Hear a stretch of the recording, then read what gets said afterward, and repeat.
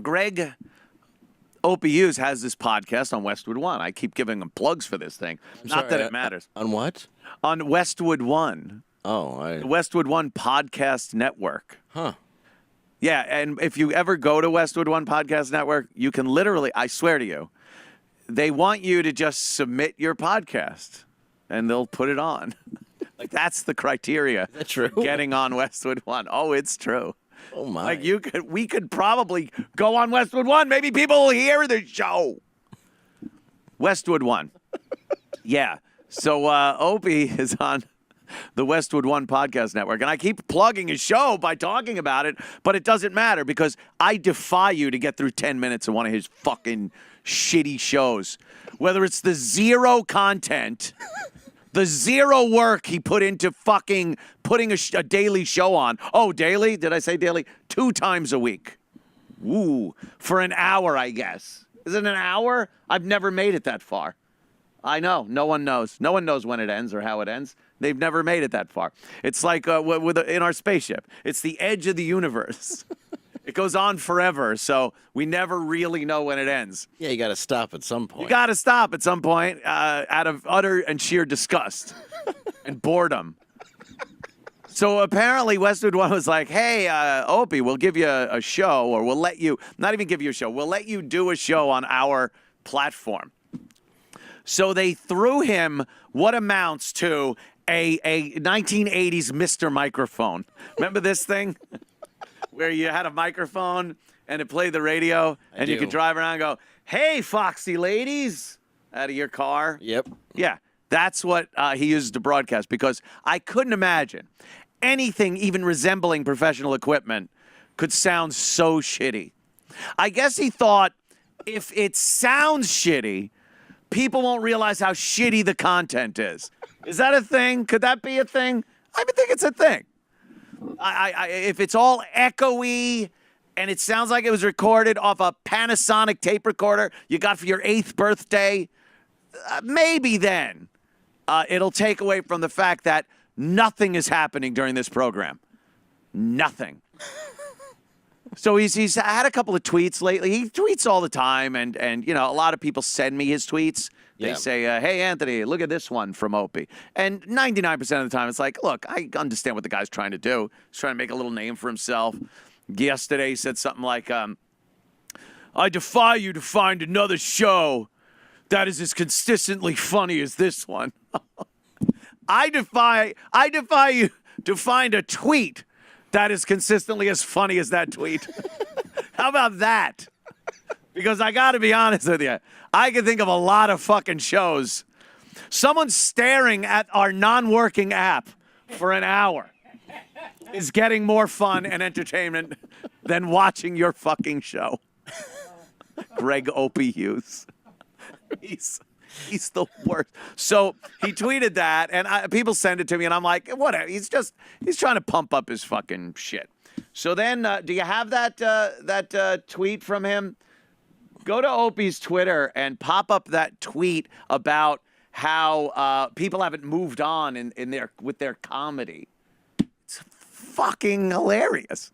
His tweets are hilarious. He did a show recently with Steve Buscemi. No, not Steve Buscemi. That would be good. That'd be impressive. Yeah. No, he went over Mike Bischetti's house and did a show there. We love Mike. Mike's a good guy.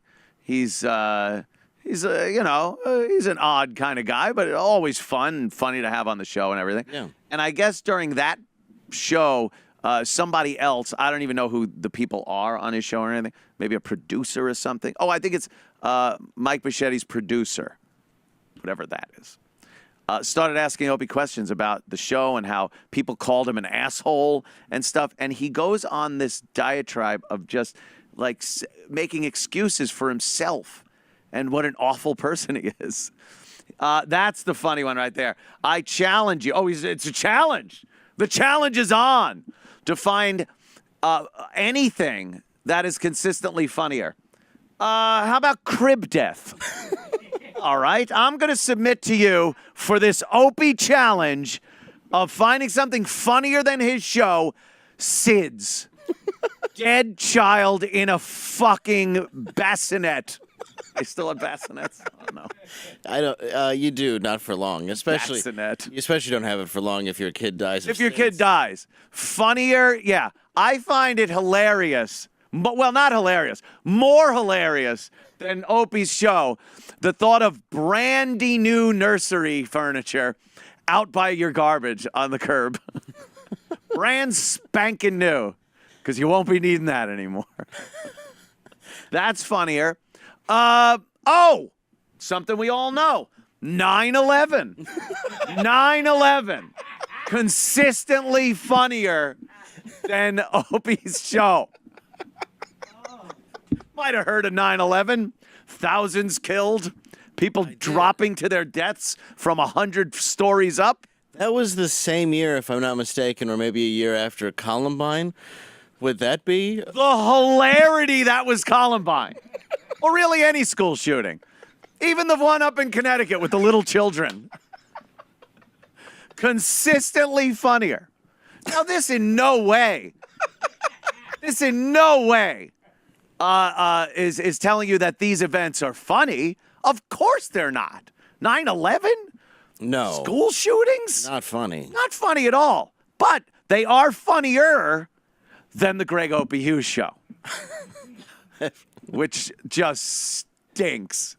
Have you ever heard this is there's a website you can go to and see kids tell jokes like 5-year-olds, and the best one is probably what do you call a 5-year-old with no friends? What? A Sandy Hook survivor.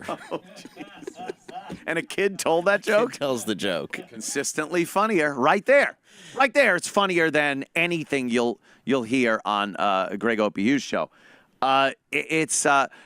So Opie put out another tweet. Do you have that one where he says, yeah, I'm sure you got that. It's so I was reading this today and just and with everything that's been going on with the tech issues, I just snapped. I had to fucking respond. There it is. Look. So I guess Phil, who probably is another alt Opie account, one time he fucked up and he anytime you have 2 accounts or more, you will fuck up. You will fuck up and forget to sign out of one and into another and answer yourself. I've seen it happen with people. It's sad. Yeah, it is. And Opie did that once with his show. I think it was one of his alt accounts. But I guess Phil, do we have Phil's tweet? Oh, yeah? Okay, no problem. No problem. We got time. There's Phil. Sadly, none of their comedy. All right, now he's talking about Jim and Sam and me. We know he's talking about me too. Just let's stop. Sadly, none of their comedy has evolved or grown. Same material over and over. Opie bashing. Well, he's right there. I am Opie bashing right now. They have failed to develop their own shows without the O&A element somehow involved, using their old bits.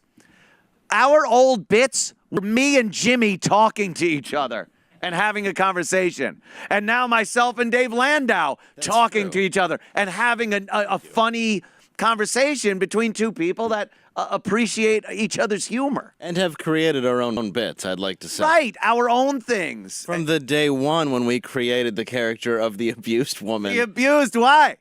Well. Give you a whack across your beak. Is it cousins I'm garbage? 'Cause you're garbage. Shut up, you stupid pot. Now go blow. Now go blow. I love that one. The Long Island Railroad guy. All these great things. But so Phil. That was day one. Sorry, I didn't mean to interrupt, but that was day one of new characters. Day fucking one. And now we're doing the at the movies thing. It's fun. Just having a great time. Old TV movies. A fucking jelly bean. Jelly bean. That was so tragic. Babbage. Who brings up Babbage? Babbage. So now, look, I get tweets like this a lot. I get similar tweets. And you know what I do? I blow right past them. I take it at face value, and I'm like, yeah, okay. whatever, because I get it all the time. Dude, have you even tried to listen to Opie's show? It stinks, it sucks, it's this, it's that. He puts no work into his show. I get it all the time. You and Jimmy carried that fucking lump of shit I get that all the time. I never just my text to you. It's from Jimmy.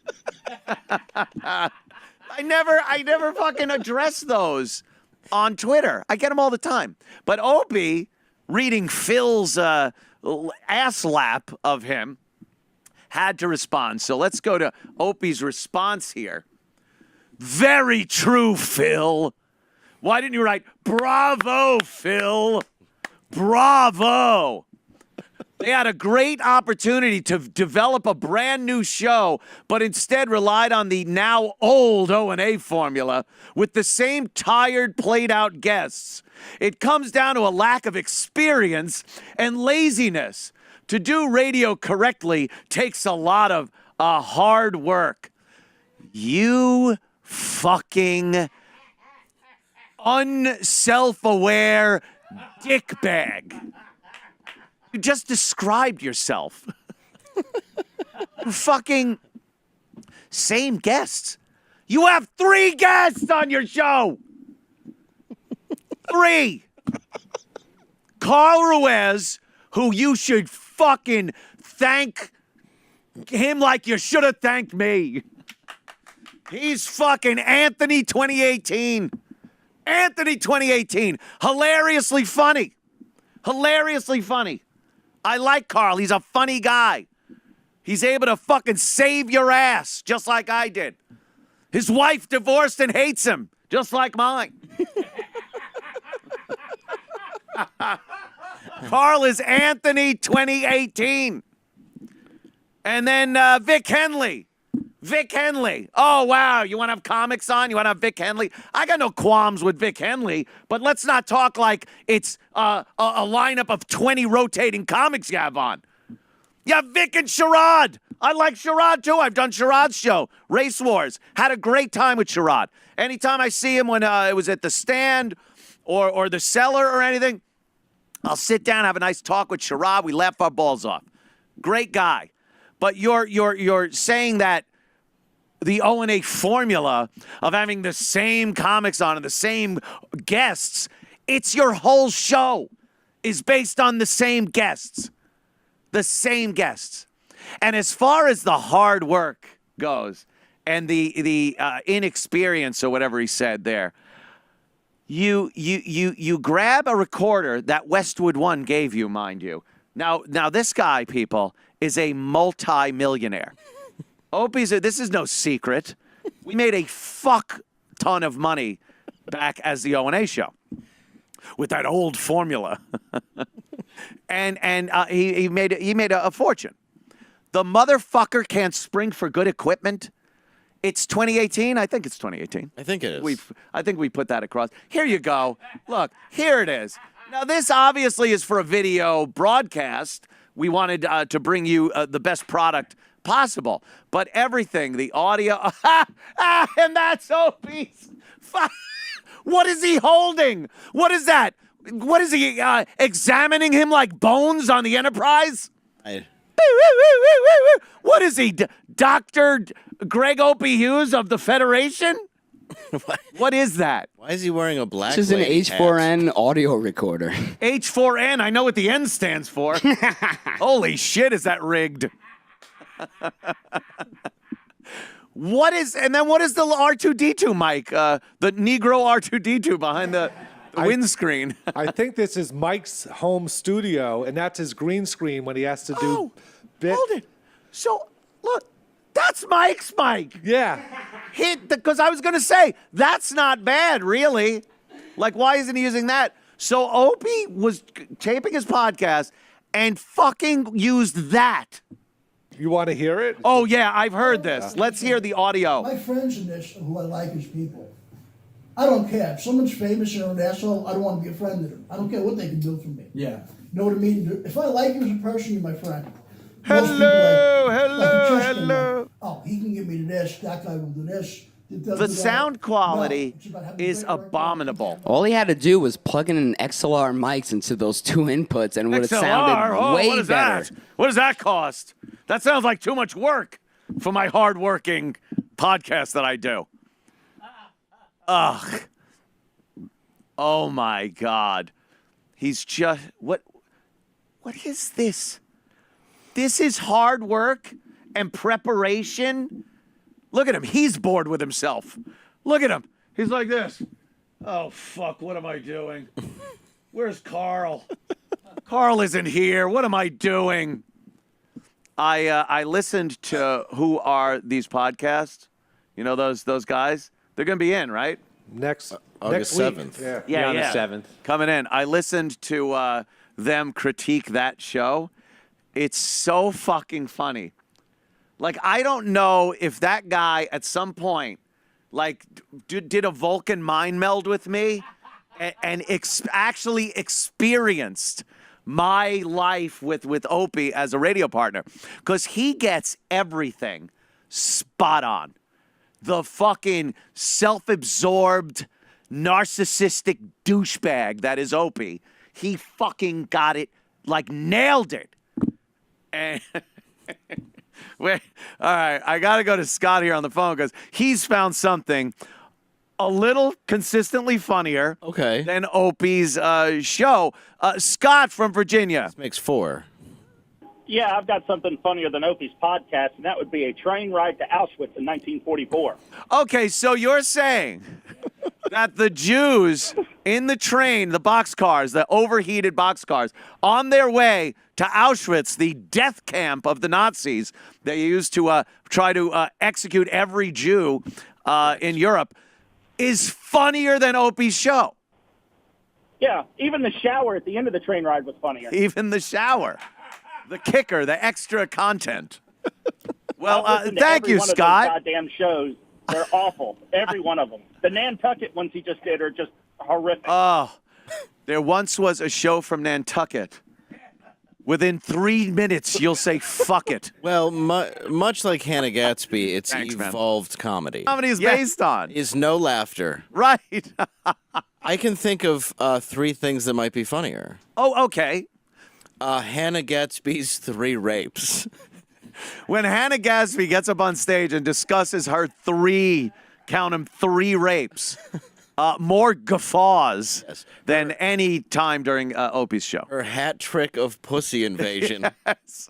She got the hat trick. is what I can say. That is, consistently funnier. Yeah. Than Opie's show. Just awfulness. But then the material itself. Opie said, what did his tweet say again?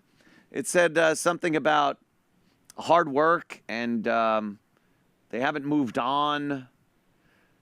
Yeah, there it is. It comes down to lack of experience. Oh, and laziness.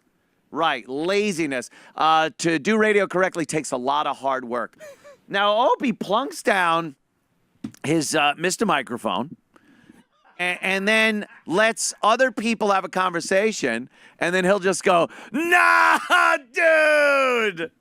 Oh, Rep Bravo, dude! Really? Oh, brother man. And that's not lazy. That's hard work. He gave us a challenge. He gave us the Greg Opie Hughes challenge. He challenged us to find anything consistently funnier than the Greg Opie Hughes. The Greg Opie Hughes show. I have a challenge. I challenge you to do one show, 1 hour long, where it's you and a couple of topics and nobody else. No calls, no guests, no talking to any staff that's around. You just have to talk into the microphone about a few different topics and disseminate them, form an opinion, give people an idea where they might build on it, influence people with your cunning. I want to see that. Because I can't. We've taken your challenge.